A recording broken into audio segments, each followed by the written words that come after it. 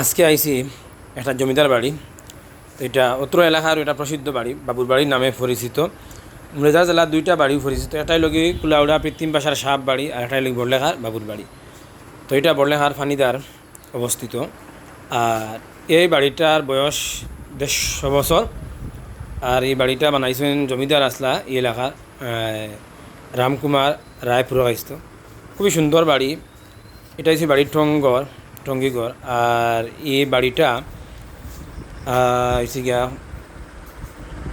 আগরতলা থেকে খাট আনিয়া বাড়িটা বানানো হয়েছে। তো এটা লাগে বাড়ির ভিতর বাড়ি। তো ভিতর বাড়িত আছে একটা দুর্গা মন্দির আছে, মানে সুন্দর একটা দুর্গা মন্দির, বহুত পুরাতন মন্দির। এটারও বয়স প্রায় 150 বছর।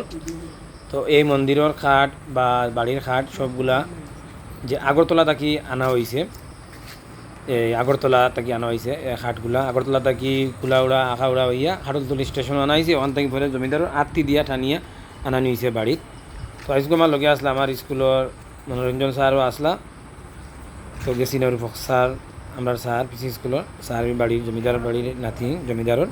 অবশ্যই খুব সুন্দর বাড়ি, দেখবা সবাই। আর এই সাইডটা ভিতর বাড়ি, খুবই সুন্দর বাড়ি। ও মনোরঞ্জন স্যার আর রুফক স্যারেও নতুন করে